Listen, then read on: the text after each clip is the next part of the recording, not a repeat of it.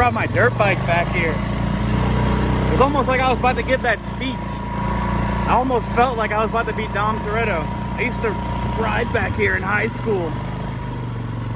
Oh shit, a rock. Yeah, I don't think I ever came this far down on the dirt bike. I had a YZ450. I think this used to have a tree. I think it had a tree blocking it about a year ago. It must have, unless I just happened to miss it. It's a nice area.